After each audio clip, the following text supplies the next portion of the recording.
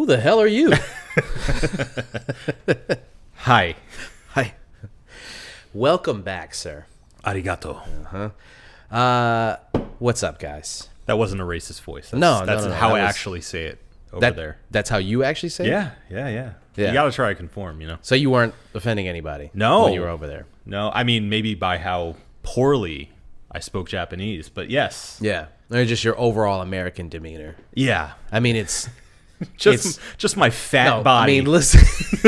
Go over there and I don't have to open my mouth. They go, American. American. I could just tell. No, they can think about this. Puerto Rican, Yeah. Floridian, Yeah. New Yorker. Uh-huh. Could you combine any more I don't think so. obnoxious? No. I don't think so, yeah. Well, ladies and gentlemen, my name is Marco Dupa, and back like he never left is the man, the myth, the legend. It's Adam Obesius Rodriguez. What is up, everybody? Tonight's brews are straight from across the pond. The other That way. other The other pond. the other pond. Yeah. Adam brought back a bunch of stuff, and so he is going to give you guys all the information after the break. What's on tap for tonight? We're going to catch up with the old boy and maybe catch him up on some beer news that happened while he was away. Yes, please. Not good stuff, if you were wondering. Yeah. All that and maybe more. We'll see. find out. We'll see. This is episode 388 of the One Beer In podcast. Guess we'll just start on this side. Let's do it. Let me get this American garbage out of the way. Actually, not garbage. Remember, I like to Lost to be found by someone to save you when you're down. Yes, I'm bored when it's bright out. So bored when it's bright out. 4 to 5 a.m. takes me to a place where I fit in. All right.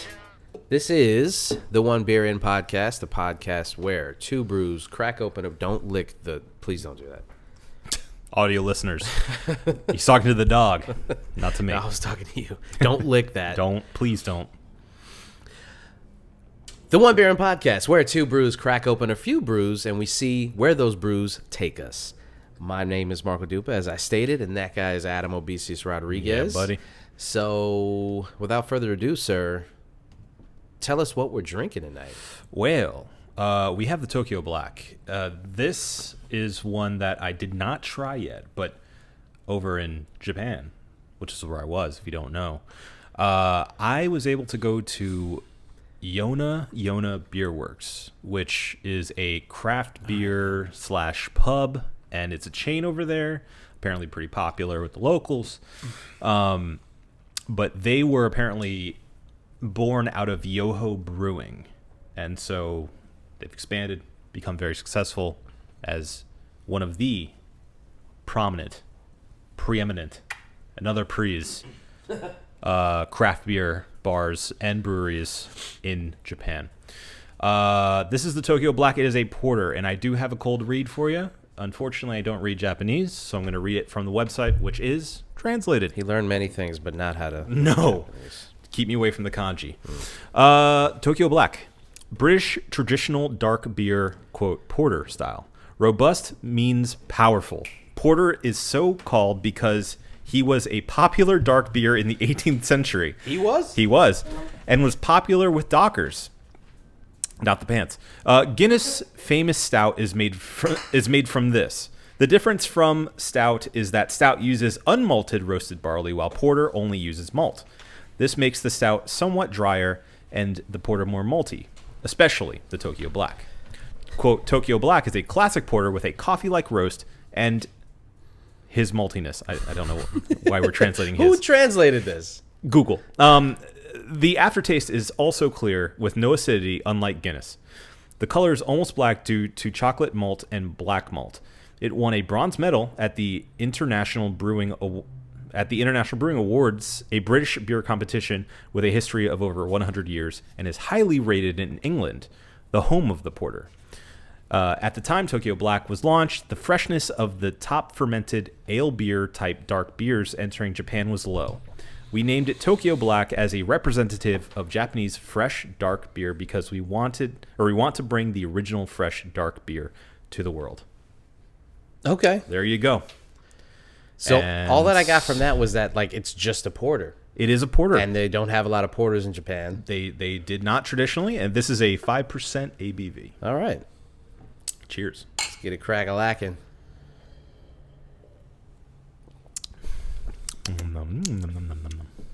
Yeah. Okay. Yeah. Okay. Okay. Okie dokie. Well, I mean, I can ask you a million questions, but I guess, first things first. How was it? It was great. It was a phenomenal trip. I was there for just about 2 weeks, which is a very long time to go anywhere. Mm-hmm. But fortunately, I was able to go to a few places. I went to Tokyo, spent the most time there. A little time in Kyoto. Wish I spent more time in Kyoto. And then made a little hop over to Osaka to check out the Super Nintendo World over in their Universal Studios, Japan. How quickly do you get from major city to major city like that? It's incredibly fast Yeah. compared to America, for instance. Not to dog on the home team, but He was already doing that shit. Got back and was just like, I can't believe I'm here. These filthy fucking Americans. You wouldn't believe who this guy became. They're so rude. Let me tell you, the culture shock of leaving from Tokyo and landing in New York City. Incredible. Yeah. Incredible. How rude people are in New York compared to Tokyo. Oh my God. Yeah. I forgot where the roots were. You could say. But that's neither here nor there. It's very, very easy to travel anywhere in Japan. Most places, I should say. Maybe not some countryside, but it's a 2-hour trip up to Kyoto and Osaka. Okay. So just taking the bullet train. Super, super convenient, super easy, very comfortable. You buy your own food and drinks at the station, take them on there with you. Plentiful bathrooms, beautiful, clean. Is it like the movie? It's just like the movie. It's just like the movie. Not There's really. assassins in another car. Not fighting. really. I was fortunate enough to be able to pay for the fancier car. Not as fancy as in the movie. No. Yeah, no. That's no. too bad. There are people who attendant to come by and ask if you want to buy stuff, like food and drinks and stuff. So Yeah. that's nice too. It's basically like you're on a plane. Yeah. But it's really cool. Obviously you're going very fast, but you get to see a lot of like the countryside that way. I was just in awe by how well oiled all of their public transit is. It's incredible. I mean, it's cliche at this point. Like, oh yeah, of course. Like, yeah, Japan's known to be on time with everything and like everything being in order and quick and convenient. But you don't understand how convenient it is until you like experience it for yourself. Yeah. Like if you're not catching a train, you're catching a bus. If you're not catching a bus or a train, you can get a cab most times. A lot of places are walkable. Everyone's riding a bike because you can just get around most places on a bike. I mean, it's just so easy to get wherever you're trying to get to. Yeah. I had a great time. I should just preface this entire story by saying that. I walked more than I think I've ever walked in my life. Yeah. Literally hitting all-time new records. I was tracking it on my Apple Watch. He PR'd his walks. I did. One downside I would say is like the weather was pretty much perfect almost the entire time. We got rained on a couple of times, but like temperature wise, it never got out of like the 70s. Yeah. As a high, and lowest it got to like high 40s. I never really hear anybody talking about the weather in Japan. Yeah. Yeah, I mean, there are rainy seasons, there are hotter seasons, there are cold seasons, but obviously depending where you are in Japan, because it's, but in Tokyo specifically, like it was perfect when we got there. I went with Sherry. Hi, Sherry. Hi, Sherry. But I think we came at just the tail end of the perfect time because cherry blossom season is obviously really popular over there. Like everybody goes like the entire world goes sightseeing in Japan, and we caught the tail end of it this year because apparently it's getting hotter. Well, and so I wonder why the cherry blossoms don't last as long as they used to.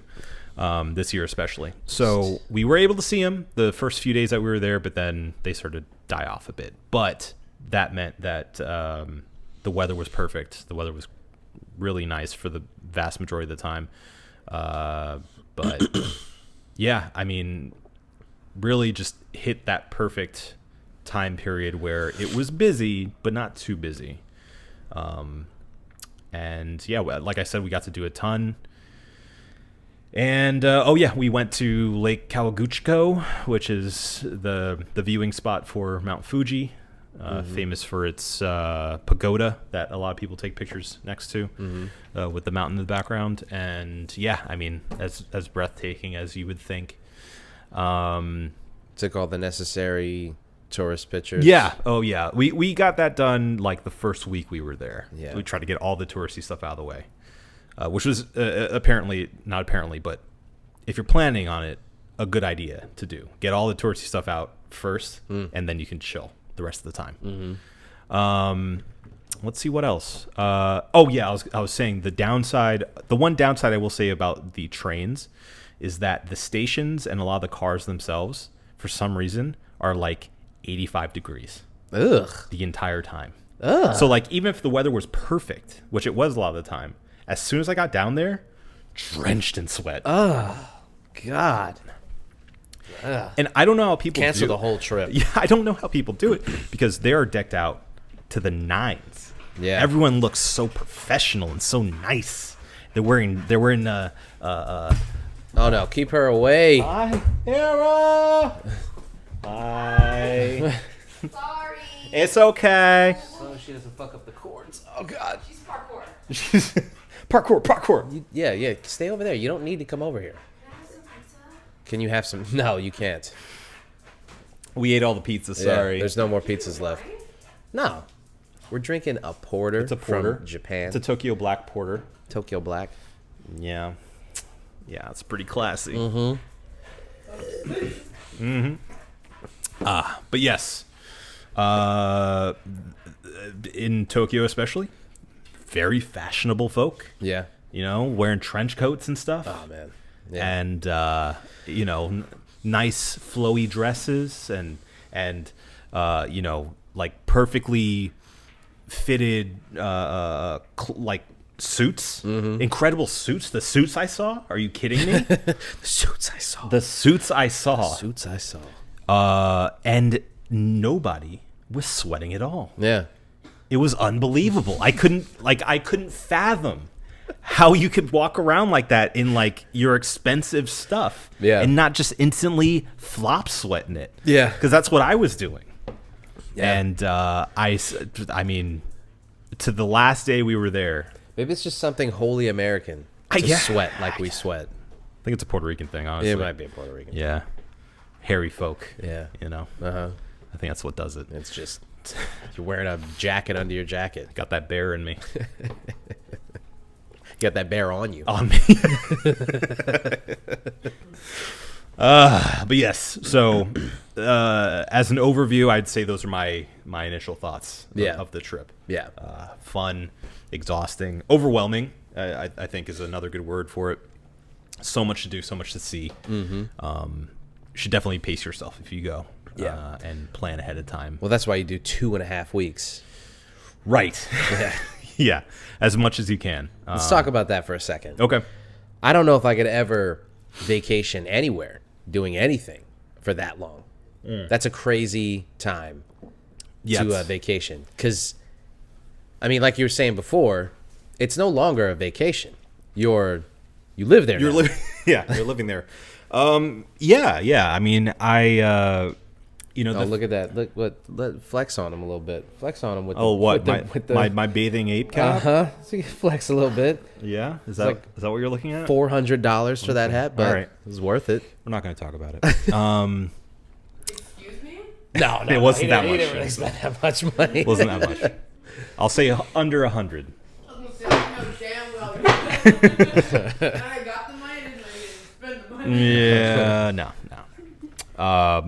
Still my most expensive hat that I own. Not to flex or anything, but you know. Flex. But yeah, the idea behind such a long time was, you know, first of all, it takes forever to get there.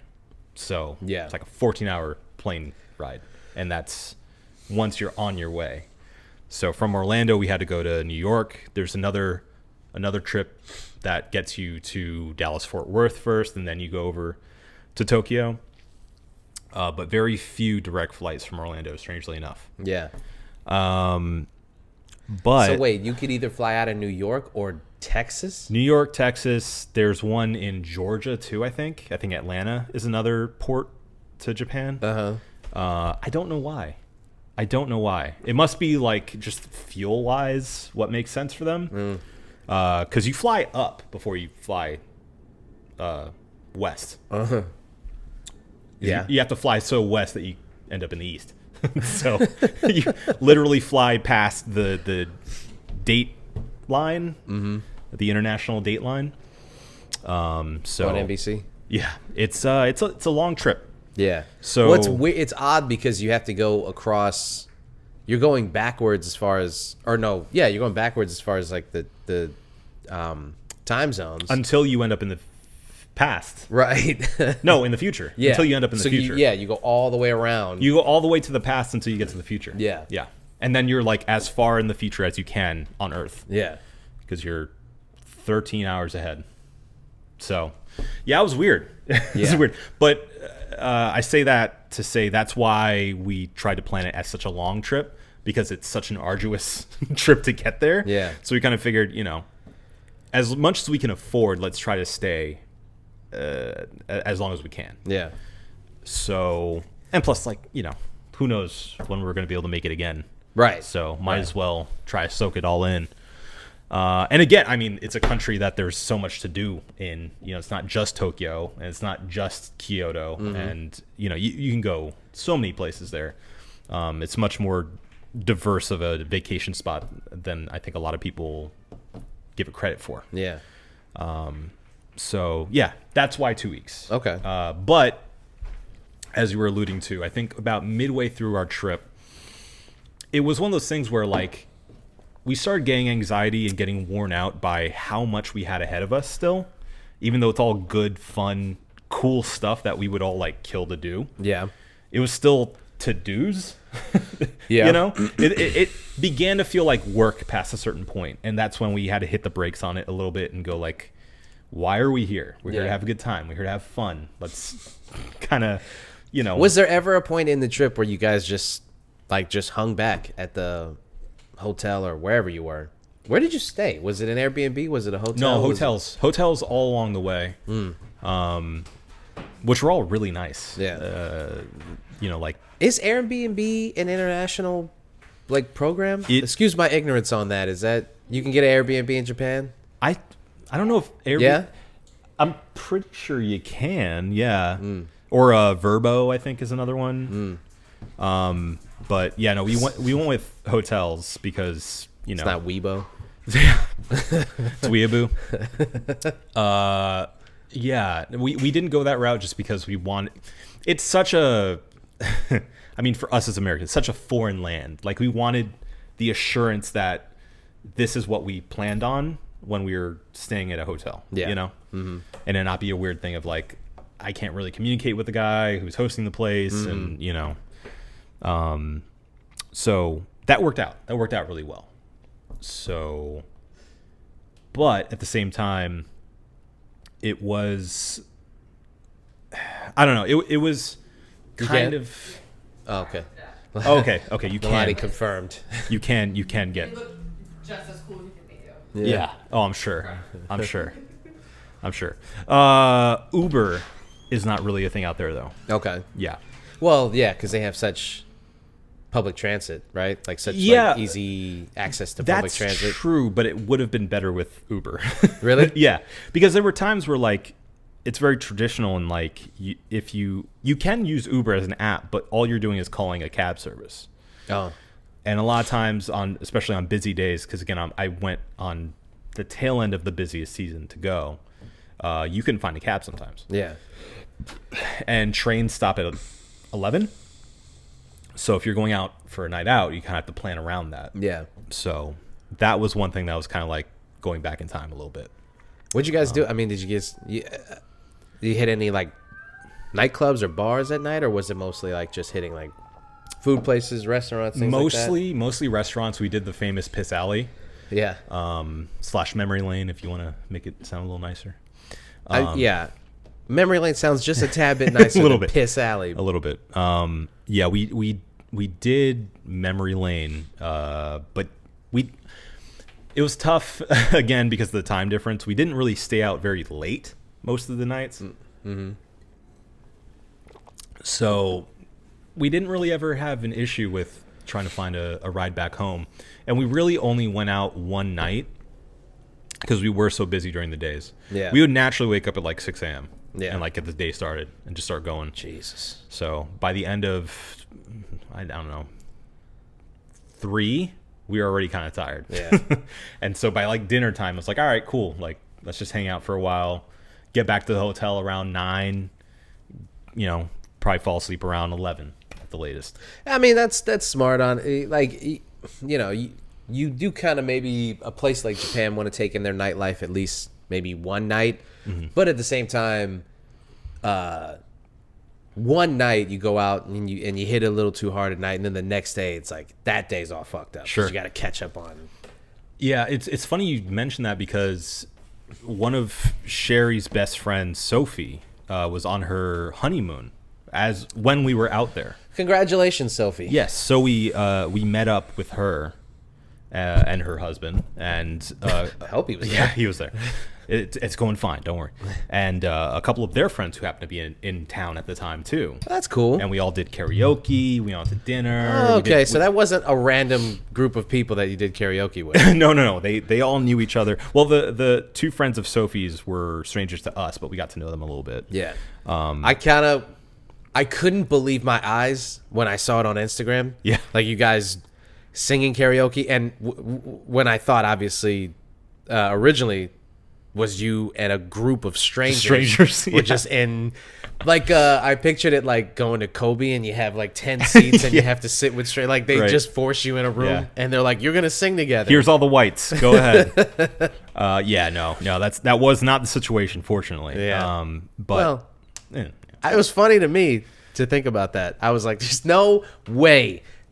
Like, he's a different person. He's gone, and he's become, I don't even know this guy sociable, anymore. He's like talking to strangers. singing karaoke with Yeah. strangers. Yeah, no, that's not how it went. But speaking of nightlife, they went on this trip specifically to check out the nightlife. Yeah. So they went for like a full week and literally spent it mostly going out at night and not doing as much of the general touristy stuff because Sophie has been to Japan before. She went for like a school thing, I think. She studied there for a little bit or something.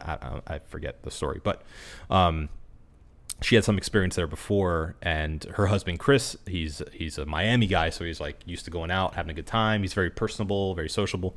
So the entire like modus operandi of that trip was to check out the nightlife. Yeah. So you can do that. Like that is an option. I will say it is a bit more exclusionary than you may be used to. What do you mean? Certain clubs, I think you literally need to be a member of to get into. And they, in the past at least, from what I understand, were very unafraid to like be like, you don't belong here. Go. Get the fuck out of here. Yeah, like you can't come in here. Like this is for locals only, Yeah. basically. We had a photographer actually take our pictures.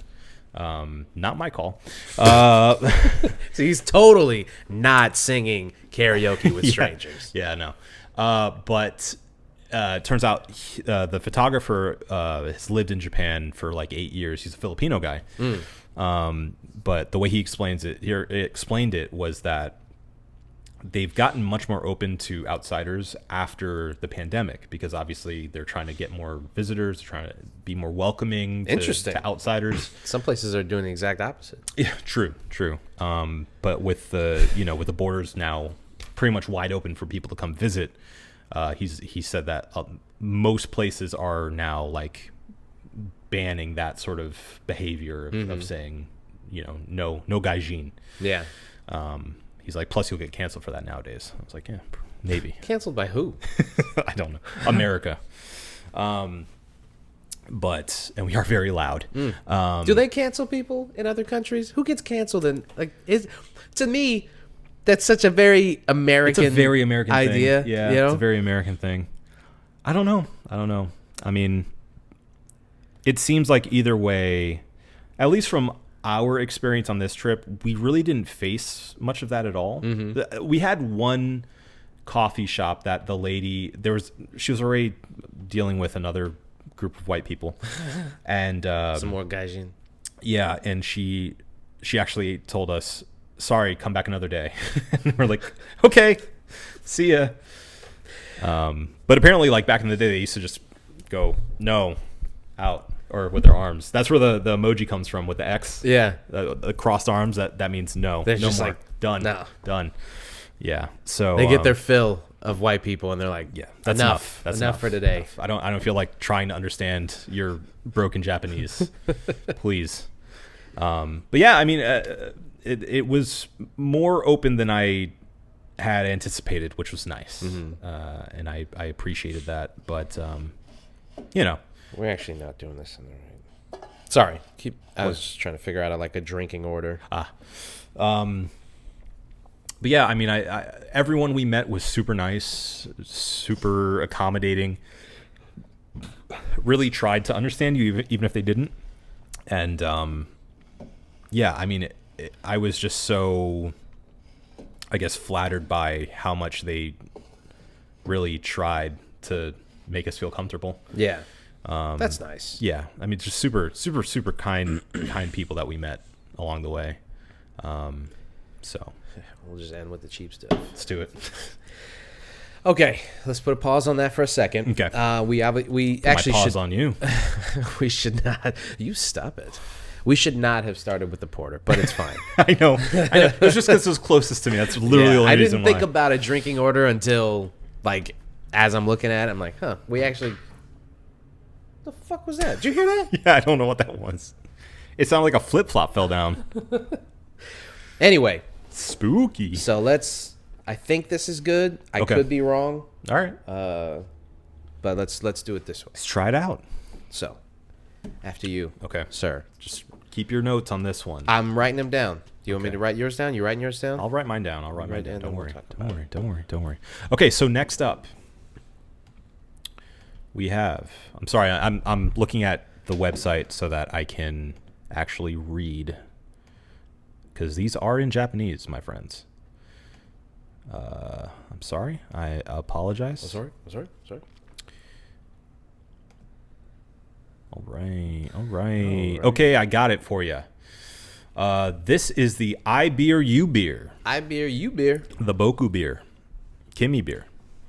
Gimme Saison is a seasonal beer that is said to have been drunk during summer farm work in parts of Belgium and France. I arranged such a traditional beer style in a modern style. A light scent reminiscent of lemon, muscat, and herbs, and a refreshing bitterness.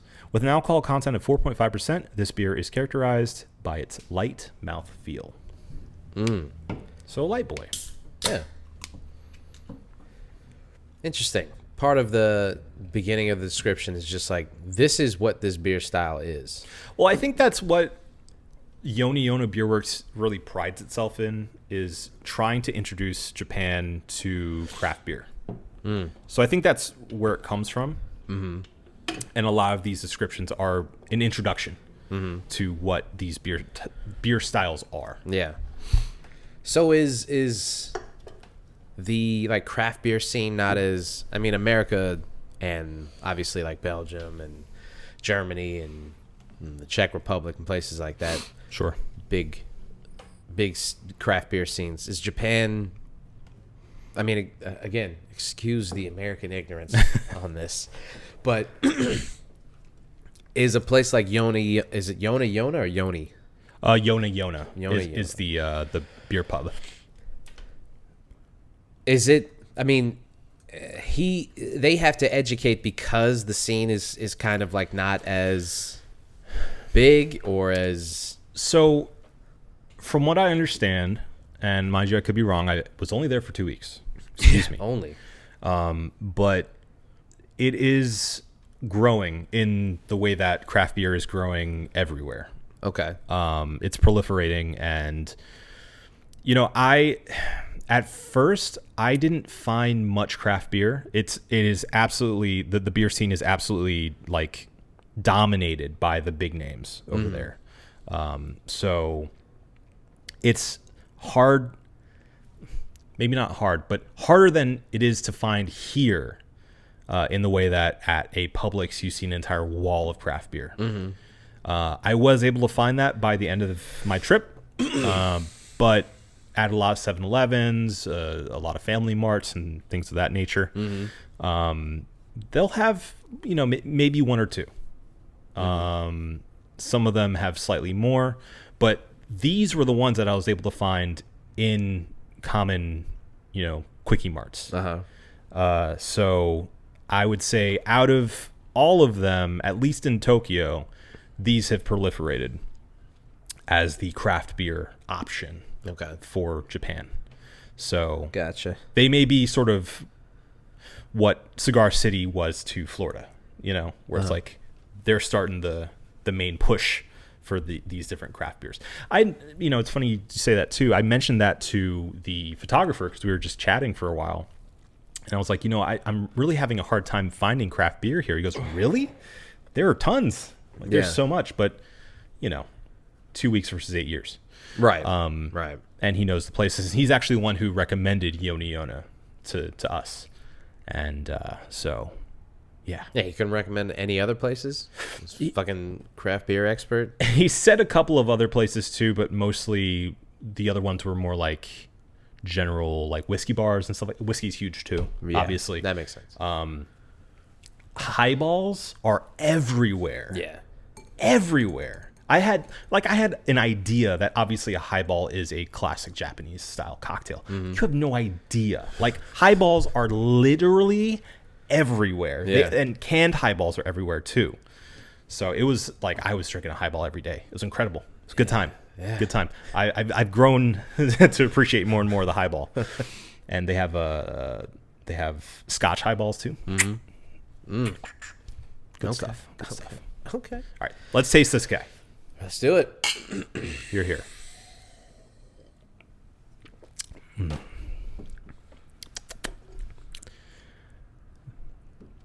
Saison, Boku beer, Kimi beer. I mean, there's not much to really look at on the can. Yeah, it's a Except frog. for- I mean, they're every label. You'll see it on social media, but all these labels are dope as shit. Yeah. I'll give them that at the end of the day. All right. Let's talk highlights, lowlights, any, I guess, like the highest recommended things to do, the most fun, the stuff that maybe wasn't as fun as you thought, exceeded expectations, didn't meet expectations, Let's start with their Universal Studios. Okay, so their Universal Studios is basically, it feels like if you were to take Islands of Adventure and Universal Orlando and smash them together, Yeah. that's kind of what it is. Because they have a lot of the thrill rides that you would find at Islands of Adventure. Actually, some of the same exact ones, like the Spider-Man ride and the Jurassic Park ride. But then they also have, like... Oh, man. Sorry, it just would be amazing if they had the Japanese Spider-Man who like has a Glock and shit. Yes. Spider-Man. But yeah, they have that, but then they also have like a complete kid zone of just like Sanrio characters and Hello Kitty and Snoopy and like this entire kids area. And actually like a lot of old, now completely deceased shows and rides from the original Universal in Orlando. Yeah. Including Backdraft. Backdraft is still there. Yeah. It was closed when we were there, but they still have that and Terminator. Yeah. And Waterworld. They have the Waterworld movie or show. That's wild. Incredible. Yeah. Yeah. That's crazy that Right. they would hold on to that shit. So you guys, they still had Jaws. They still had Jaws. I mean, that was the biggest thing for me is like as a huge Jaws fan, being able to get back on Jaws one last time. Yeah. It's like a dream come true. Man. I bought so much merch. You Yeah. have no idea. I bought too much merch at the Jaws ride. But yeah, it was fantastic. I mean, for that alone, and not to mention obviously the Super Nintendo World. But we will mention it. Yeah. Oh, and before I get into that, they have a few like unique roller coasters there too, which I didn't realize. They have a Pteranodon Flyer roller coaster. I don't know what you just said. You might as well just said you just spoke in Japanese. Just now. You know the flying guys, the flying dinosaur guys. Actually, not dinosaurs; they're reptiles. Don't make me show you that nerd meme. Okay? Sorry. They have one where it's supposed to be like you're picked up by one of them and are flying around. Oh, cool. Yeah. It's not the kiddie ride that they have at Islands of Adventure here. Don't mind me. I'm just googling Pteranodon. It starts with a P. Thank you. That's, Yeah. that's a detail I would not have P known. silent. I know. I know. Yeah, that ride looked crazy. We didn't get to ride it though. But Here we go. Pteranodon. you Oh, they're just like they're the more. Okay. Because everybody knows the pterodactyl. Right. And these guys. Hold on. Now I have to look at it. What a pterodactyl. Okay. I didn't even have to Google it. Pteranodon v. versus pterodactyl. pterodactyl. My favorite movie. Pterodactyls are much smaller than pteranodons. They're both winged creatures, but pterodactyls often walked on land with the help of their hands. Yeah. Pterodactyls, they're like bats. Mm-hmm. Pterodactyls also differ from pteranodons in that their heads were soft, while pteranodons have hard heads with large crests of top. Well, there you go. Yeah, so you'd be a pteranodon. Fuck you. You guys are getting an education about Japan and your favorite dinosaurs. Dinosaurs. Or reptiles. Yeah, Sorry. flying reptiles. Spinosaurus, also a reptile, not a dinosaur. Oh, Yeah. just in case we were wondering. Yeah. I'm pretty sure about that. I have to fact check myself. No, that's okay. Yeah, fine. Go ahead. No, I'm sorry. It was the other flappy guy. The other the one that is shorter. Is also a not a dinosaur. Yeah. Anyway. Back to the trip. Yeah. Okay. And so, they have that, and they have a roller coaster that's like a Hollywood themed roller coaster. Mm-hmm. Seems a lot like Rip Ride Rocket because they have music to it as well that you can choose. But they apparently have modified it so you can do the traditional ride. You can do the same ride backwards. Okay. Or you can do it with I think a Ruru Kenshin. What's the name of it? The anime thing, You can do one with that like overlay on it with like that music playing and like a VR headset or something. Damn. So like it's incredible that they have the same ride like mocked up in different ways that's running like simultaneously. Yeah. So that seemed really cool too. But yeah, there was a ton to do. It was really cool, and it felt a little like home too because they have like Mel's Diner and stuff, and like a lot of the staples of Universal Orlando. So it felt right. They have their own city walk too. Funny enough. Oh, yeah. Nice. Yeah. How many Americans did you see when you were out there? Because it feels like, like you were saying, like you went at the tail end of the time where a lot of tourists go. Mm-hmm. Is it like when you're out here and you go to iDrive and you're like, Jesus Christ, who are all these? Where are all these people? You know, like when you out here, when you go to like you go down like International, Yeah. you see people from all walks of life. Yeah. And you see people that you're like that is the hub that they keep when people think about Orlando as like a touristy place. Sure. Like that's where we funnel them there and keep them Yeah. there. It's like, don't Yeah. you dare come down here, okay? You stay over there. Yeah. So is that kind of Stay in how? Kissimmee. Is that kind of how it was, or did it feel like a mixture? I mean, you guys hit a bunch of different places, so Yeah, it was a big mix throughout, you know? Like I feel like the 3 places we went to were obviously all tourist hubs though. You know, Tokyo, Kyoto, and Osaka, specifically Universal. I mean, tourists are going to all 3 of those places when they're in Japan. So it was a big mishmash of people.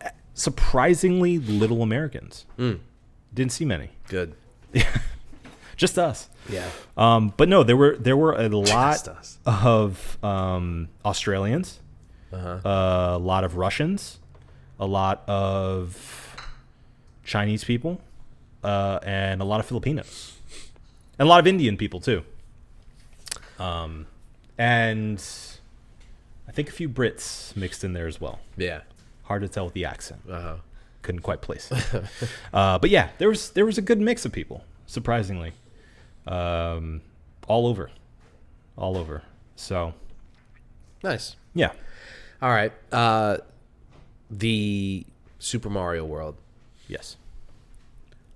Number one, I have to tell you that Sherry's Toad impression is really good. Yeah, it is. I forgot to tell her that, and I'll tell her when I see her, but this was really funny. It was very surprising when she did it. And I was like, what the fuck? I guess you did it twice.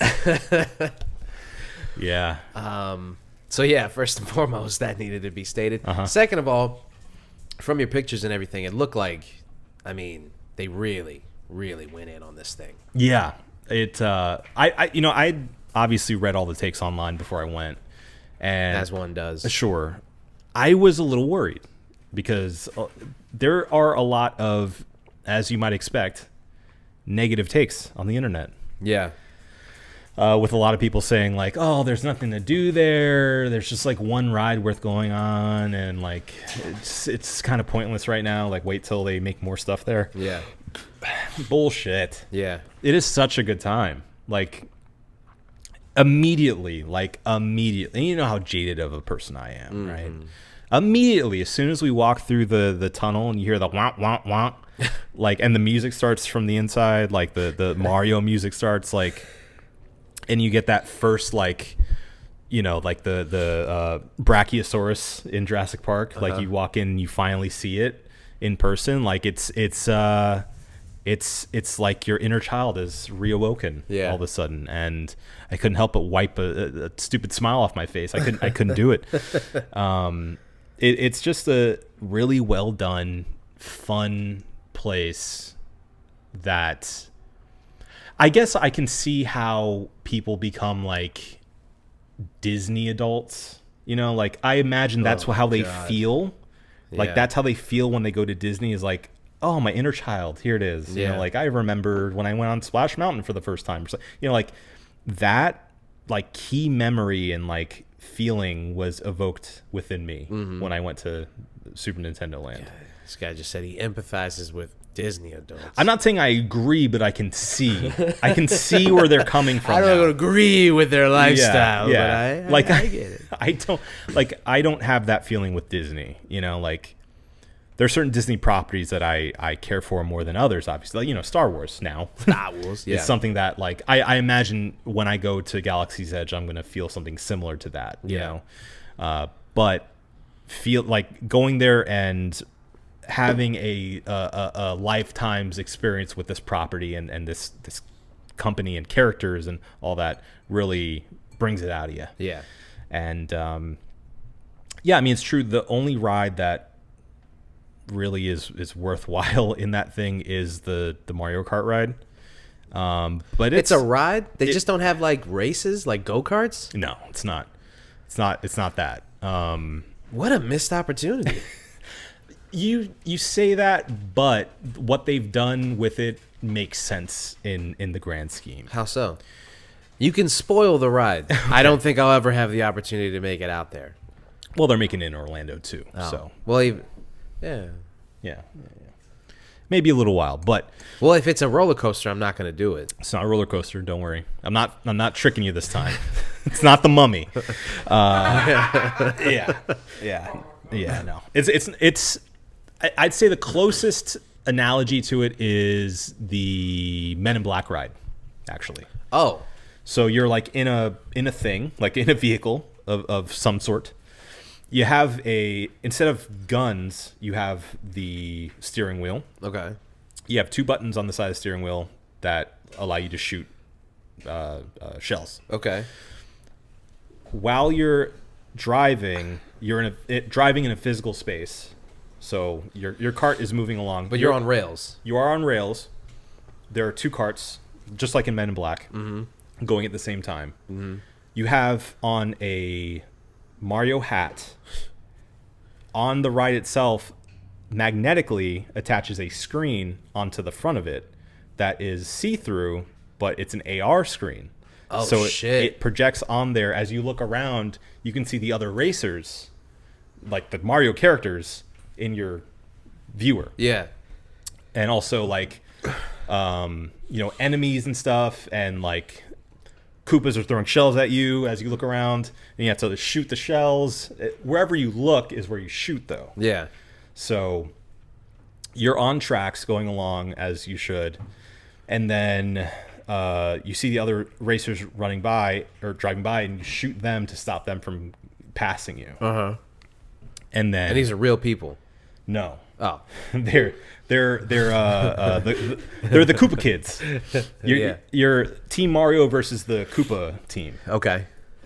And so throughout it, you do the whole Mario Kart Ultimate thing where you shift into different types of vehicles, essentially. Uh-huh. And each of them feel different as you're like driving in there. And every once in a while, it'll tell you on your little screen, turn left. And you have to turn left all of a sudden, or else you like lose points and it slows down your cart a little bit. And also, I think if you don't shoot the enemies that are shooting stuff at you in time, it makes you spin out, like in Men in Black. You know? Damn, that is okay. All right. Yeah. And so I don't want to spoil the end for you. I don't want to spoil the end, but it's very cool. Okay. It got me going. It got me going at the end. All right. Yeah, I'm sure there are videos online for it, but at the same time, it's kind of hard to capture because it is like a AR experience that you can't really see unless you're wearing the goggles. Yeah. Also, I don't look up, ride reviews. Right. Okay. Yeah. So there's that. That makes one of us. But yeah, it's a cool mix of practical effects and AR effects, and I mean, it's as a huge fan of Mario Kart, obviously, and the Mario franchise in general, just a great time. Yeah. I mean, it looked awesome. Yeah. Did you get to see the Mario Red Wing boots? Yeah, I did. Yes. The official Mario Red Wing boots. Official. Yeah. Incredible merch there, I should say, as well. Also bought way too much stuff there. I'm sure. And then the food was surprisingly good for a fast food adjacent theme park food experience. Like, legit. I had a burger. I had a Mario burger, the flagship Mario burger with mushrooms on it and stuff. Of course. Super good. Bacon cheeseburger. Nice. Fantastic. Yeah. All right. Okay. Seems like a perfect place to get into the next beer. Yes. Get this out of the way. Get that to you.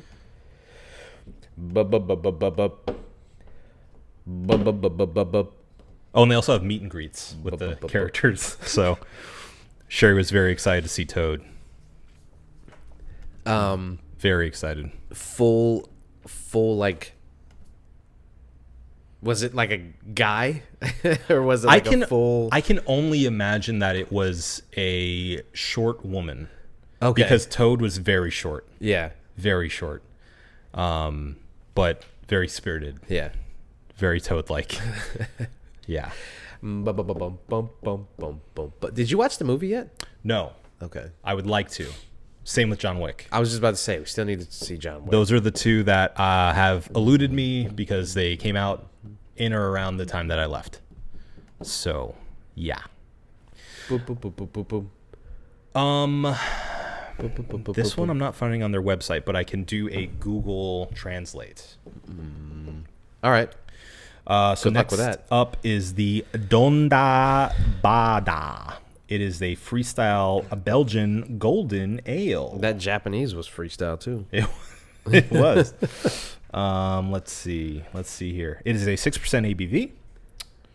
And let me Google a translate. Which, by the way, if you are visiting Japan and don't know Japanese, comes in a pinch. Yeah. It definitely helps. Okay, and Google Translate goes as follows. Please bear with me. More than the number of belts, the heartbeat. Favoritism is a way of life itself. Follow what you like, set a goal, occasionally pass by, towards the high-pitched one, as you please. That feeling always makes life interesting. This is a craft beer that expresses my prejudice, a modern reconstruction of the traditional Belgian ale. Arrived after endless pursuit of flavor, a refreshing scent reminiscent of Chardonnay fruit and a light woody scent rises in a complex way. Now put your hand on your chest. I mean, it didn't quite translate Yeah, right, I was about to but- say like who was that first line? The number of belts, something the heart. What was that? More than the number of belts, the heartbeat. Favoritism is a way of life itself. Just screenshot that and send that to me, please. Okay. I really enjoyed that. I mean, it's good. I get the gist. I understand what they're going for there. Right. Also, why are these all written in first person? Is there just one guy working and then he's like doing all the write-ups and running the bar? That's a very good question. I would assume it is the head brewer of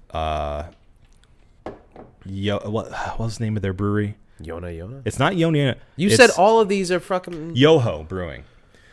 They're from Yona Beer Works, but the brewery itself is called Yoho Brewing. That's Oh. what it came out of. It's what it says on their website, at least. Okay. All right. Okay. Get out of my face. I had this one at Yona on draft. Okay. Okay. This is the blonde, right? Belgian-Style ale, golden ale, Gold. and it has a Lucha Libre on it. What looks like a gorilla dressed. It has a Lucha Libre. Yeah. Yes. Something like that. Love it. Love it, man. This is probably my favorite label by far, unsurprisingly. Mm-hmm. There was one beer that was not from Yona that I was able to find at a department store. And A department store. yeah. And the department store is called Bic Camera. Okay. BIC Camera.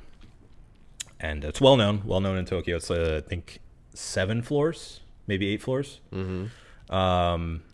And it was apparently a celebration of the greatest sumo wrestler of all time. And it had a picture of a sumo wrestler on it. And I wanted to get it, but I couldn't find it anymore. And I drank it. Sorry. I'll try to find a picture of it, though. All right. I did take some pictures of random subway posters, just like alerts and stuff, in case you wanted them for mixtapes. Okay. Yeah. Cool. Thank you.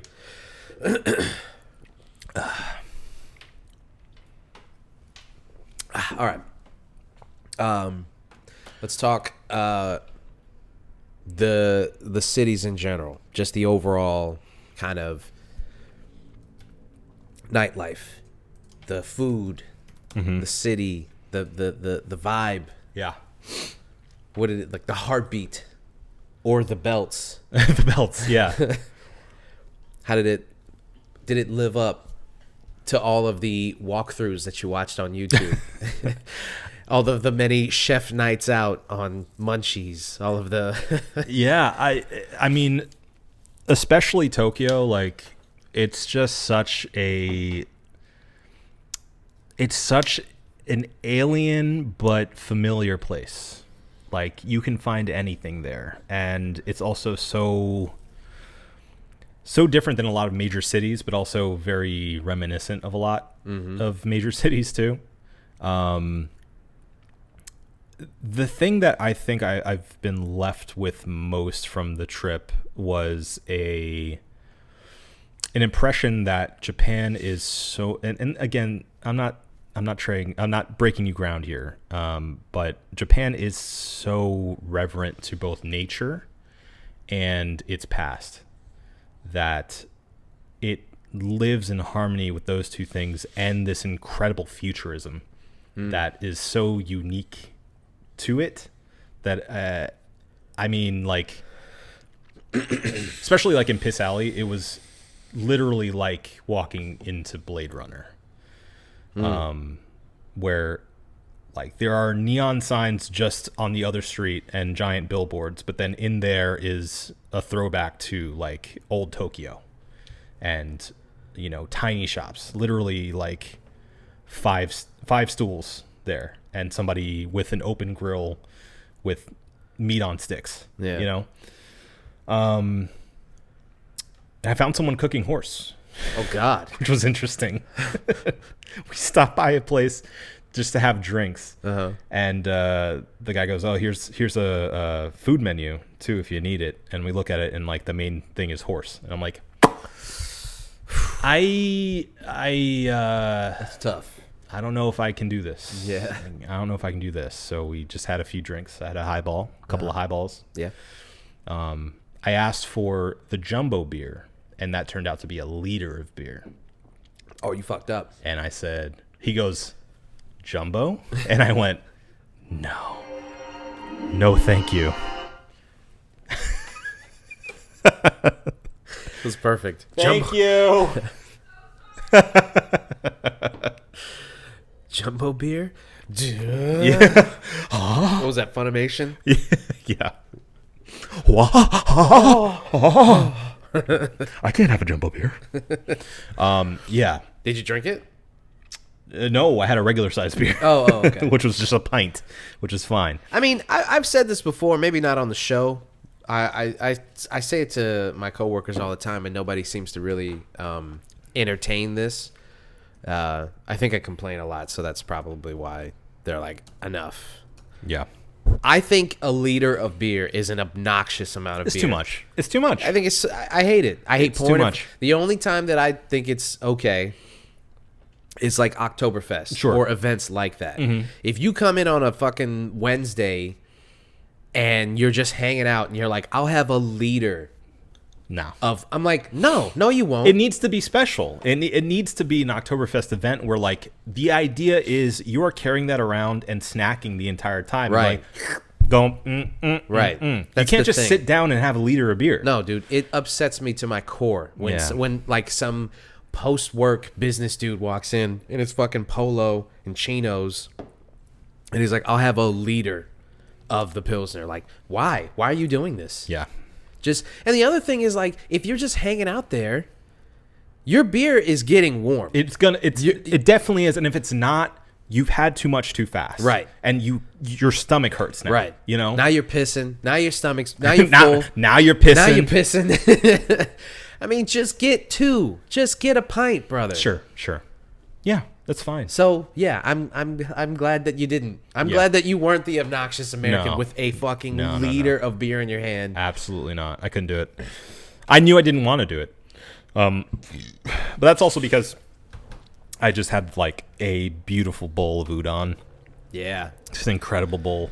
We got absolutely. Speaking of piss, we got absolutely pissed on the way to Piss Alley because it just the skies opened and just drenched us with cold rain. Yeah, we didn't have umbrellas yet. We had just gotten there the day before, and we were like, Sherry and I were literally feeling miserable by that point. We couldn't find it. We were like looking everywhere. It was extremely crowded. That's okay. We're talking good and bad sides of this entire trip. Yeah, the mass of people that you find, especially in Tokyo, unbelievable. Yeah, like I've never seen that many people in one place, and I've been to New York multiple times. Yeah. Trust me, I've seen groups of people. I've been to Bonnaroo. I've been to EDC. Mm-hmm. I've seen large swaths of people smashed together. Never like this. yeah.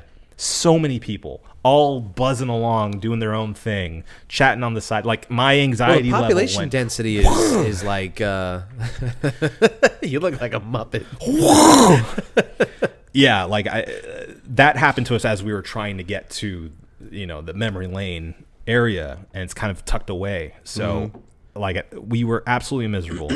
We finally get there, look around. A lot of places are already taken up because, again, it's a pretty small place. Mm-hmm. It's almost like a cross of just these shacks essentially. And but we find a couple of stools open at this noodle shop. And we sit down, and the guy gives us 2 bowls of steaming hot glory. Steamy hot glory. Puts a little ball of tempura. I think it was shrimp and onions and these other things. It's like in this little bird's nest. Yeah. Just dropped it right on top. Damn. So good. So good. I mean, did you have a bad meal the whole time? No, I don't think I have. Yeah. I don't think I did. I don't think we had a single bad meal. I would say if I had to rank best meal of the trip, which is hard to do, it was in Kyoto. We randomly went to lunch at this other noodle shop that was also actually an udon shop. We saw a line there, so we figured it was good. And we got in line, waited about 20 minutes to get in, and I got udon with a side of, I think it was katsu curry. And it is, like, far and beyond the best Japanese curry I have ever had in my life. It was somehow both, like, unctuous and crispy at the same time. I don't know what mechanics went into this, but it's like a covered fried patty in this deep brown curry. But it was still somehow crispy and thick and beautiful. And it's the best I've ever had. Just Yeah. So just reliving that for a second. yeah, just for a second. That one was just for me. I'm sorry. But yeah, so the density is crazy. Something surprising that I saw there was that everything is it's so dense that everything is vertically built as opposed to wide like things are here in Orlando especially. Everything is just like built on top of each other, and then super pressed together. Like our hotel, the walkway to get to our room was actually like semi outside, and that path literally was pressed up against like residential buildings. And so somebody's window was like adjacent to us walking past to our bedroom. Shit. Yeah. So it was interesting, very different than here, obviously. Yeah. I'm sorry. What was the question? I don't remember. I lost it along the way. Oh yes, right. So it is food, city. No. Nightlife. Before that, the surprising amount of like green spaces and the amount of like parks and trees and rivers and things that are still there is really refreshing as far as like an urban setting, because I feel like a lot of even New York doesn't have as many green spaces as it could, and that makes it lose a little bit of character. Whereas I feel like Tokyo, most places have nice parks, and like are just planned really well. And also you see like these plaques and murals and little signs of the history of the place everywhere you're at.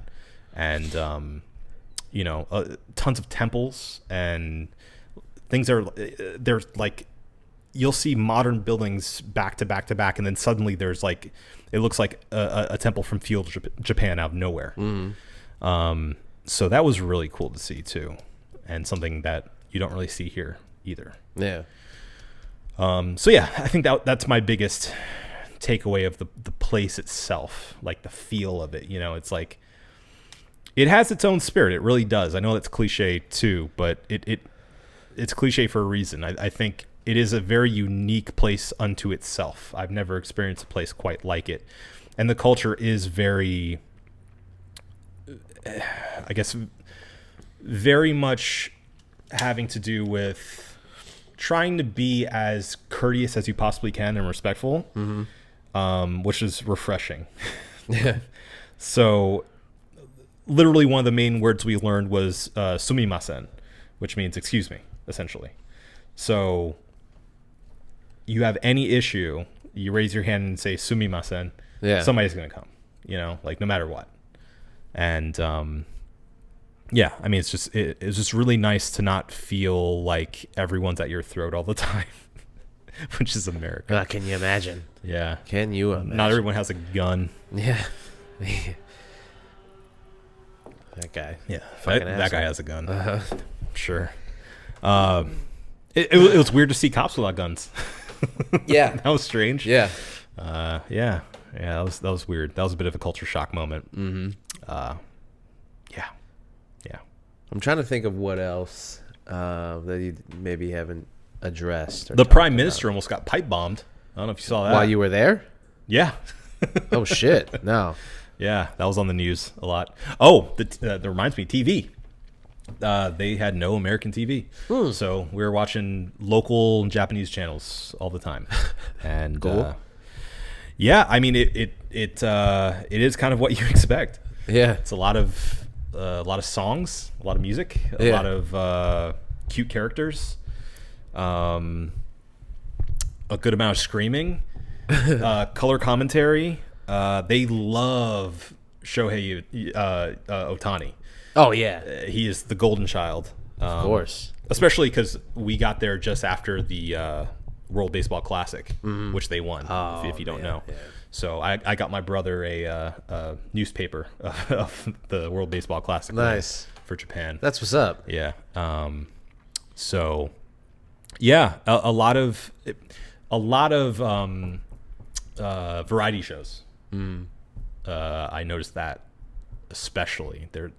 And the weird thing too is even on the news, somewhat serious news broadcasts, at least on a handful of channels, they have it's almost like a Twitch stream situation where you see the face of the broadcasters as something's happening, like for reactions. Yeah. Which you don't see here at all. Yeah, it's interesting. Yeah. But yeah, it's a lot of just talking heads, or like not talking heads, but people watching like a segment and just going, wow, oh wow, like just reacting to it. Yeah. So that's different. That's different too. Mm-hmm. And they all speak Japanese. It's crazy. What? Yeah. Okay. All right. Well, shit. Overall, sounds like trip of a lifetime. Yeah, I mean it was incredible. If I had to pick my favorite thing that we did, something that some people may not know about, but should, it would be the Team Labs art exhibit. Okay. That we went to. It's kind of out in the boonies of Tokyo, but well worth the trip. And it's Team Lab Planets Tokyo. And I'm sure that you may have seen it on Twitter or on Instagram, wherever else you do your social media, because it's become like a big social media darling for people. Yeah. But just one of the coolest interactive art exhibits I've ever experienced. Oh, that's when you guys got the toes out, huh? Yeah. Yeah. It's when we put the feet on main for free. For free. Yeah. These guys are out here showing feet Never in again. racial chat rooms. Never again. But yeah, that was really, like, I went in without sort of spoiling it for myself, and I'm glad I did, because there were times where I'm like, what is happening in here? Yeah. From the very beginning. It's like, please take off your shoes. There it goes. It's fine. We got the majority of it. Yeah. We got the trip. It's fine. So. Yeah. But yeah, they make you take off your shoes very early on. Take them shoes off. Get them dogs out. And so that was very cool, and I think some people may not be in the know, but you should do it if you can. And they're making them other places too, actually. Apparently there's one in Beijing, there's one in Osaka, and a few other places, Singapore. So mostly Asian places, but What is the point of the exhibit? well, all of them are a little different, but this one is specifically to make you one with the planet. Essentially, that's the grand thesis of this one. Make you one with the planet. Right. Interesting. Yeah. Yeah. So that's why you got the dogs out. Yeah. So Exactly. you can touch Stuff with the your feet. earth. Yeah. Yeah. Grounding, as they say. Yes. Exactly. Yeah. Well, that's cool. Yeah. It's very, very cool. So, and that's the highlight. That was like the best thing that you did. You feel like? I mean, it's hard to say best, but I think thing that may be a bit of a sleeper for people. Yeah. I think the most beautiful thing was my girlfriend was Nice. yeah, thank you. Going to see Mount Fuji. I think seeing it in person was Fuji. very special. And yeah, I mean, just the entire trip was great. So I can't ask for more. Yeah. I highly recommend everyone, especially weeaboos such as me, go and do yourself a favor and at least make it out to Tokyo Yeah. once. Kyoto, very, very cool place. I want to go back for a trip specific for Kyoto because it has so much of its own unique things to do. It's like a cooler St. Augustine, where like it's history focused, lots of temples and such. But I'm sorry, Excuse am I me. boring you? I'm so sorry. Are we going through my slideshow? Is that what's happening? Anyway, that's the end of my spiel. Oh, there's nothing worse than someone coming back from vacation and then showing you 1,000 pictures. You know. Oh, it'll happen. Don't worry. I mean, that's one thing with social media has helped with, like, all right, you post what you want people to see. I can Right. go through it at my leisure. Yeah. I remember coming back from Costa Rica and showing my parents and my ex's parents the trip. Mm-hmm. And even I was sitting there like, this fucking sucks. Well, you know, I'm gonna have to do that on Sunday when I see my parents. Yeah, I mean, but they- your parents want to. The parents want to see that. Sure, They're into it. sure. But I think even secretly they're not, because halfway through it, you can see the eyes glazing over, They'll- and people are getting up and going to the yes. kitchen. It's really nice. And then, yeah, and it's like, we don't have to do this. I don't have to show you all these pictures. In fact, I could just delete these right now. You know, Yeah. we don't even have to talk about this. We could just go back to normal life. Yeah, but no, it's an obligation. Speaking of going back to normal life, Yes. you're back in this country, and you brought all this wonderful beer for us to enjoy, and that's good, because we apparently we can't drink Bud Light anymore.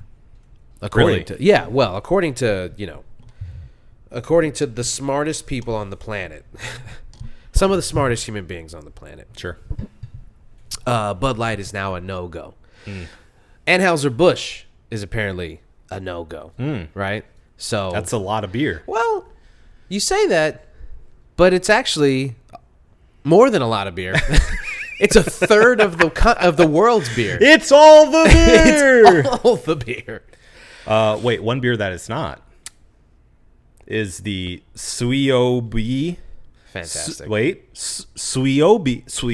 There you go. No Neko. Okay. Neko means cat. I know that. Okay. Yeah. It's a Belgian-style white ale. So, no cat. No cap. Something no cat. No cap, no cat. Okay. And I have pulled up on the website a cold read. Ooh. What it means is cat on Wednesday. So, close. I mean, they just get better and better. No cat. A Belgian-style white ale made Cat with on Wednesday. Belgian yeast, wheat malt, orange peel, and coriander seeds.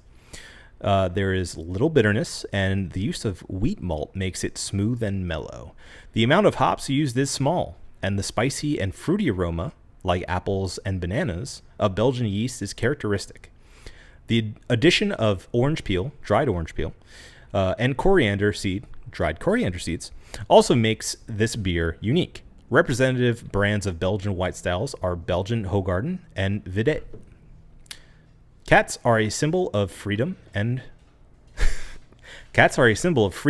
freedom. Like a cat, it contains the desire to be free. Yeah, I think there might be a little to be desired in these translations, but You know, it's better than nothing. certainly better than nothing. The cat is the symbol of freedom, and like a free cat, we all want to break free. It likes to be free. All right. Clink. Yummy, yummy, yummy. Pretty good. Mm-hmm. Pretty good. But as you were saying, apparently Anheuser-Busch is a no-go. Apparently, it's a no-go. I mean, that's if you ask Kid Rock or... Well, I ask him many a thing. When I'm concerned about the goings-on, The goings-on, I think. Okay. I asked two people. Yeah. I ask Kid Rock and I ask Ja Rule. Sure, Okay, yeah. they're the only ones who have the answers. Uh-huh. No, all jokes aside, all bad jokes aside. So while you were gone, and this controversy is blossoming, we've got a podcast to do. And what are you doing? You're eating udon noodles, It's true. right? I ate so much udon. Yeah. And we're watching one of the towers of beer crumble. Yeah. Clearly. Because they sent one can. They didn't make a special beer. Yeah. They didn't sell it retail. Imagine if they made a gay beer. God damn. This world would fold in on itself. They made one can for Dylan Mulvaney, a trans person famous on TikTok. I'll be completely honest with you. Before all of this controversy, I had no idea this person existed. Yeah. They were just so far out of my purview that it didn't register on my scale of anything. Yeah. Well, according to Google, she's known for detailing her gender transition in daily videos on the social media platform TikTok since early 2022. Right. So that's what they got big for, and they celebrated their 365th day of womanhood, and in celebration of that, Bud Light, for reasons I'm still fuzzy on, sent Dylan a can with her likeness on it. Right. And this was apparently akin to World War III. Yeah. In the minds It's a declaration of war. of right-wing Republican, down-home, good old boy idiots. Brantley Gilbert. Is that the country star who threw the Sure beer on is. So that one was really funny. There's a clip of this guy, Brantley what? Gilbert. Brantley Gilbert. I don't know if you could even imagine a whiter name. He's performing. His band is doing a cover of Another One Bites the Dust by the famous Super straight band. Queen. Uh-huh. And somebody tosses him a Bud Light, and in all his theatrics, he's like, he said something, I don't know. Smashed on the ground. And then somebody threw him another beer, which I assume was a Miller Lite. Or maybe it was a Coors or a Busch. I honestly, I didn't see it. What feels a High Lie? That would be awesome. And he throws it to his drummer, and he's like, he said, you ain't got no hair on your ass if you don't shotgun that beer. And then he turns to the crowd, and he like Jordan shrugs. And I was like, I hate this person. Yeah. Even without all of this controversy going on, I hated that so much. It's like making what Stone Cold did so much worse. Yeah, just bringing it all down. Yeah.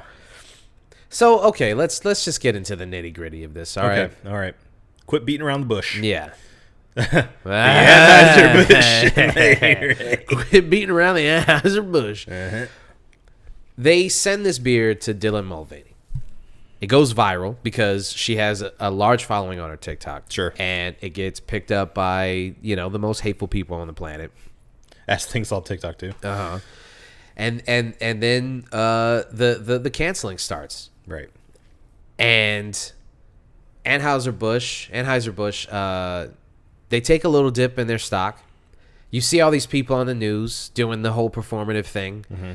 You see musicians and right-wing pundits and personalities. They're doing the performative thing. And everyone else is like, I don't really understand what the fuss is about. There's a lot of people who are just like,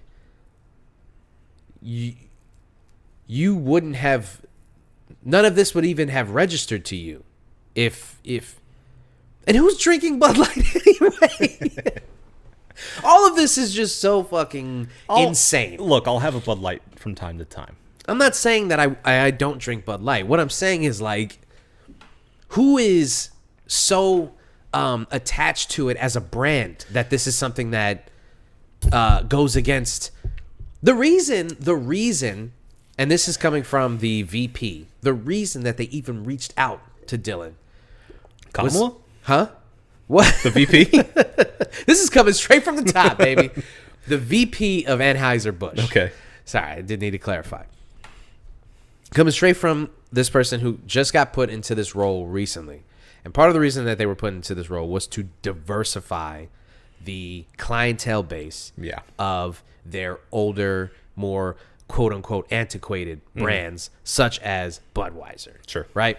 And the idea of who drinks Budweiser and Bud Light is good old boy, rednecks, Yeah. And they were trying to... Middle America. Yeah. If you will. They were trying to evolve the image of what Bud Light is. Sure. By... Trans people can enjoy a Bud Light too. Basically. Yeah. That's... Yeah, in a nutshell. But apparently, no, they can't. No. This is ours. No. This is not ours anymore. We don't like it anymore. Have it back. I don't want anything that's touched a trans person's lips. All of it is I mean, it's just the world's just turning upside down. And then it culminates in Anheuser putting out a statement. I don't know if I've ever read a statement that had so many words and said nothing. And it's funny because everyone agrees to that. Yeah. On any possible side you have of this argument, everyone agrees that was a nothing statement. Yeah. I don't know how you could have done much worse than what they did with that.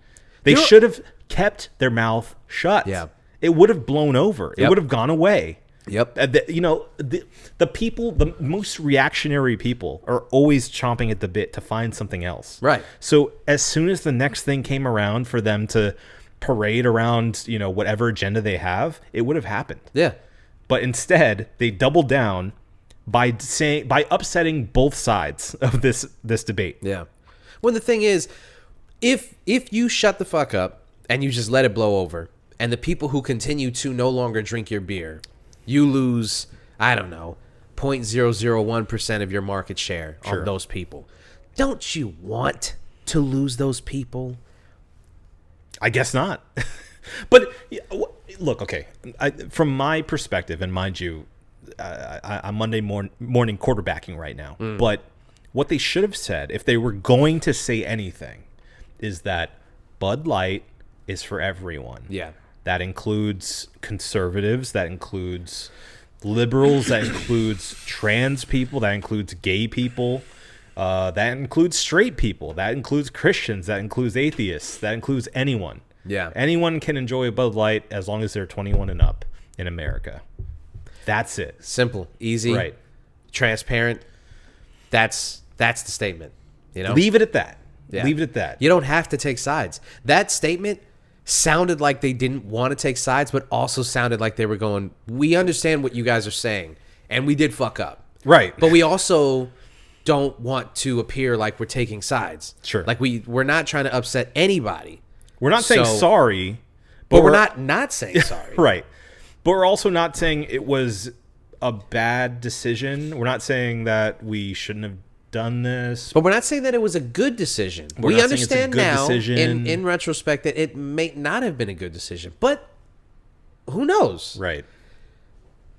Yeah, it was pointless. Absolutely So pointless. stupid. They shot themselves in the foot with that.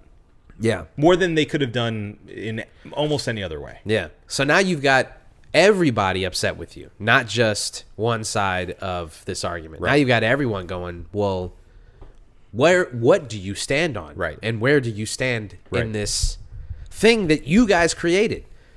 Yeah. You guys made the choice Sure. to send this girl a can with her face on it. Right. No one told you to do that. No. Dylan Mulvaney is not known for being a Bud Light drink. Like, you don't drink a Bud Light and then your first thought is like, I wonder how Dylan's enjoying this. She's not the face of your brand. Why would you even do it? I'm not saying that they shouldn't have done it, mind you. Sure. I'm just asking, why did they do it? If they were going to... They had to know. They Yeah. had to know that the fire was going to come from that side Sure. of the aisle. And what? They just didn't think it was going to be that hot? Like, I don't understand what the confusion and Yeah. what the they're like, "Oh my god, look at the reaction." It's like, "What did you think was going to happen?" Who could have predicted this? Yeah, I think even beyond it having to do with anything with trans people, anytime you try to reach a new audience when your product is highly embedded in a certain other audience, there's going to be backlash. Yeah. So you add the stoking fire of anti-trans, anti-LGBTQ rhetoric, and again, who could have predicted this? who could have predicted it? Who could have known that this was going to happen? No way. You're good now. The camera died. So You couldn't put it on the charger? well, that's a whole other story that we'll it's talk a, about It's a whole later. can of worms. A whole can. Someone forget the charger somewhere. No, it's just the way that the camera works. Doesn't really. We'll talk about it later. Are you still recording? Yes, we are Yeah. still recording. Oh. So yeah, keep. You want to put ice? You're now in the One Beer In podcast. Put ice in a shaker thing and just shake it up as hard as you can. Coming to you live from the bar.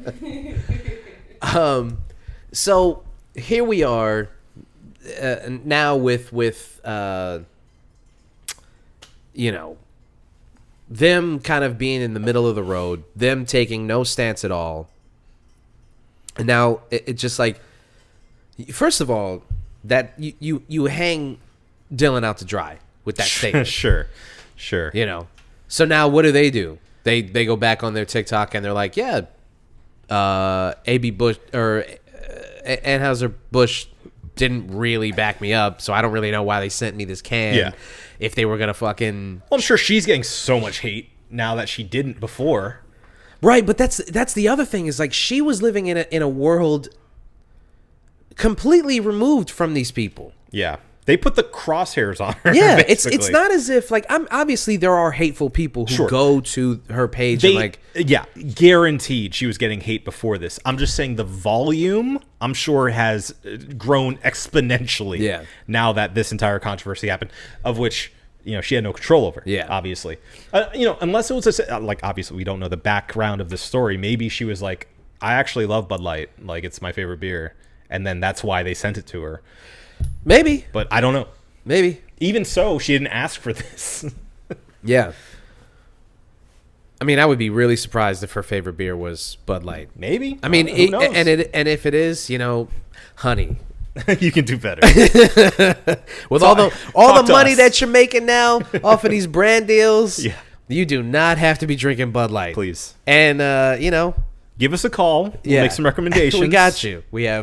We have almost 400 episodes worth of recommendations, okay? Yeah. We got you. Yeah. All right. I mean, as it stands, that's really where we are with that. Yeah, there's not pretty much to, But yeah, I mean, I think I can speak for both of us and say that was a dumb decision by Anheuser-Busch. Very, very dumb. Very dumb. All right. We have 2 more beers to do. We do. We have one more from... you can't do that voice on this one. I wasn't impersonating a Japanese person. That was a Chinese person. I know, but they're both Asian, and they often get swapped by racists. So, but I wasn't doing it because this is a Japanese themed episode. Yeah, sure. I wasn't. Sure you weren't, Marco. I do it all the time. I'm racist all the time. What's the difference now? All right. Well, anyway, this is the last of the Yoho Brewing beers. This one is the Yona Ale. It is their flagship. And I actually have a little bit of backstory on this one. All right. So when Sherry and I went to Yona, is this on the can? No, no, it's not. I'd be great if they engraved it for us or something. But no, when Sherry and I went to Yona Beer Works, I mean, I kind of immediately was like, yeah, this is what I've been looking for. Yeah. You can just feel it. And I was very impressed. And by the end of our little stay at Yona, in the Shinjuku area of town, we asked our server if they sell any beers to go, if they have any cans, and she said, unfortunately not. We only sell cans at stores. And then she put the X up and she pushed you out. Yeah, please, don't come back ask here. Any more questions? Don't come back here. Get out. You're talking too much. She said, no, we don't, unfortunately. And we were like, oh, okay, that's all right. Don't worry about it. We paid for our check, and she came back out of nowhere with this can, my friend. And she goes, a present. And she handed it to us, and she said, I found one in the back. Please make sure it's chilled. Because it was hot. Yeah. It was warm. And I said, thank you so much. That's so nice. That's incredibly sweet. Yeah. You have no idea. So I guess an early cheers of the week. It goes out to her. Yeah. Just incredible hospitality. Yeah. I appreciate it. That's and I was able to, after that, find one more can of this in a store. So, but I highly appreciate her. Yeah. Going out of her way to find a wild can at the restaurant. Yeah. So, Very anyway. nice. So this beer is the Yona Ale, and the cold read goes as follows. Yoho's flagship ale is characterized by its great aroma, made with plenty of Cascade, a typical American hop variety, with a distinctive citrus aroma. The beautiful amber color and moderate sweetness of dark caramel malt support the hop aroma. In the 2017 IBC International Beer Cup Pale Ale Division, it is famous for craft beer, such as winning the bronze medal among many beers. The product concept is an authentic ale beer that can be easily drunk. Even in Japan, where there is no culture of enjoying ale beer, we named it Yona Ale. in the sense that we want people to drink Yona every night. The image is Sure you do. Yeah. The image is a beer to drink while relaxing at night. So this is a daily drinker ale. Okay. And it comes in at a 5.5% ABV. Okay. Daily drinking ale. Yummy. I'm fascinated by this person, this guy who runs this brewery. And just like the idea of like he's thinking he needs to educate the entire country. Yeah. And he wants to bring this experience to everyone that they're missing this thing. Yeah. Well, and it's funny you say that because I was actually looking at their our story section of their page, and it said that it was basically Yoho Brewing was birthed out of the head brewer going to New York and trying the ales there and coming back and saying like, we can do better. Yeah. We need this shit out here. We need some more stuff. Yeah. So yeah, it started in 97. So he's been doing this for quite a while. Yeah. And I appreciate that. Yeah. So cool. And apparently this is from Karizawa, Nagano. Shorty's out in Nagano.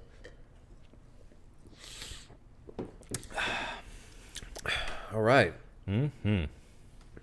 Yeah, because the I don't know. I'm looking at all this stuff and you know, like the beer labels, for instance. Like I know, just being on the inside of it now, kind of what it takes for some of this stuff to get done, right? Sure. And like it to me, it kind of brings things together a little bit, right? Like it makes me feel closer to somebody who is thousands and thousands of miles away. Yeah. Because his idea is he wants to make the best beer that he can. He wants to educate people, and he also wants to have like a cool fucking design on his label, right? Yeah. And so I don't know if he creates these designs himself or if he hires somebody, but like all of this stuff is just as important to someone on the other side of the planet as it is to me and the people that I work with. Right. You know? And it's just, I don't know, it's just really, it kind of makes the world smaller in a good way. It feels there's a connectivity to it. Yeah. Like beer culture, craft beer, and what craft beer is in 2023. Something that I feel like you and I are both kind of really ingrained in. And kind of seeing its tendrils around the world is just, I don't know, it's very fascinating. It's very kind of not calming, but soothing or like comforting. Comforting. Yeah. Oh, for sure. And that's the biggest feeling I had when I first walked into that building, you know, in such a completely foreign land, to the lack of a better term. I walked in and felt at home, you know? Yeah. After tasting their beer and knowing like what they do, I was like, yeah, I get it. And this is great. So yeah. And this is only a tip of the iceberg of what else they have available too. There was an IPA that I had there as well. That was also very good. It's the one I took a picture of, actually. Yeah. I didn't realize at the time, but the first IPA I had in Japan was from them as well. Okay. And it impressed me a Yeah. lot.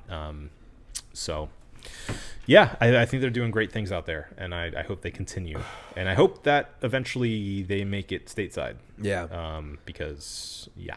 This actually, the color scheme on this actually looks like Brooklyn Brewery. I'm sure that was the inspiration. It had to have been. Yeah. Because Brooklyn Brewing has been doing it for a while. Yeah. In New York. Yeah. So I wouldn't be surprised, especially with the ales. You know. And this cat. That definitely looks like a Wednesday cat. You know what I'm saying? That's kind of like a middle of the week. It's definitely a That's Wednesday a middle of the cat. week cat. You know? Yeah, yeah. That's a cat who's like already kind of tired. Of Cat on the Wednesday. week. Yeah, that's a cat on Wednesday, man. Yeah, for sure. If I've ever seen one. All right. Want to do the cheers of the week? Let's do it. All right. Are you sticking with what you said, or do you have another one? Let me think here. I mean, I definitely, I think my cheers of the week would absolutely have to go to the entire country of Japan and the hospitality that it showed me.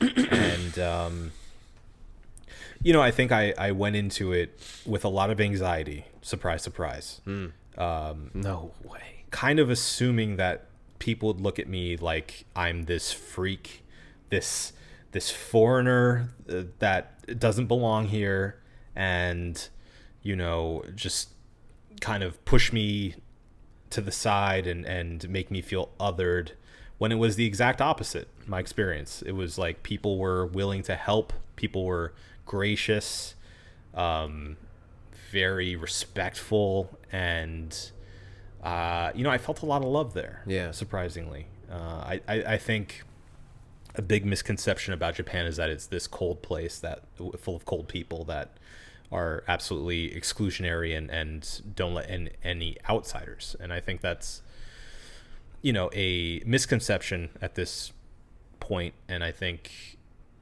more and more it's becoming more and more open for people. And I just hope that misconception doesn't keep people from visiting, because it really is a wholly unique place. Yeah. That I'd love to go back to. So yeah, that's my cheers. Nice. My cheers of the week is going to the idea of traveling, and not just traveling, but like learning other cultures and bringing that stuff back and educating people and educating yourself. And it's a something that the pandemic almost killed entirely. Yeah.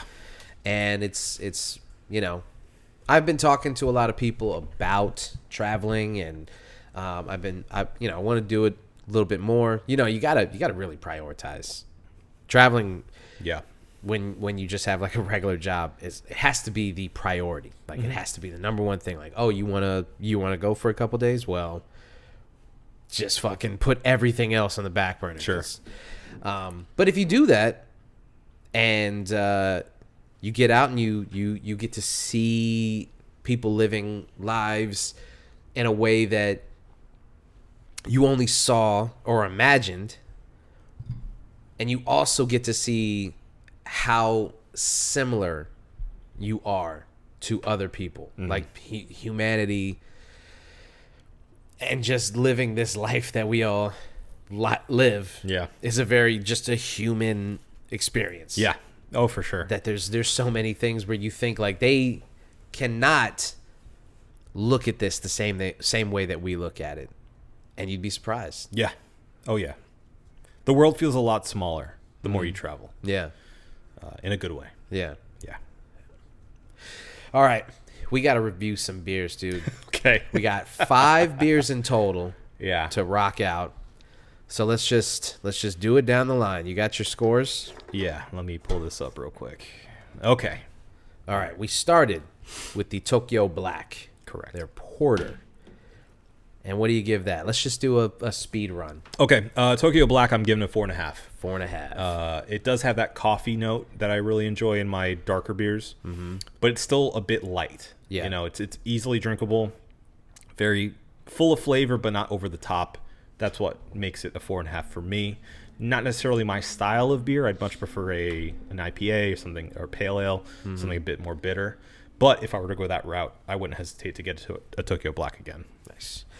I am giving the Tokyo Black a 4. I thought it was a very solid porter, but it is just a porter nonetheless. Nothing special, nothing crazy. And so I think a 4 is the score that I reserve for anything that just like does the thing. Sure. You know? Like this is a pale ale. That's no frills. There you go. Yep. Next beer is their Saison, Yes. the Boku beer, or the Kimi beer. Boku Kimi beer. Yeah. What do you give it? I'm giving it a 3. Not my favorite. A little too light for my palate. Enjoyable. Not enough flavor for my personal taste. I generally agree. I'm gonna give it a 3.5. Okay. I guess I enjoyed it just a tad bit more than you, but I agree on the tasting notes. Just kind of light, little nondescript. Yeah.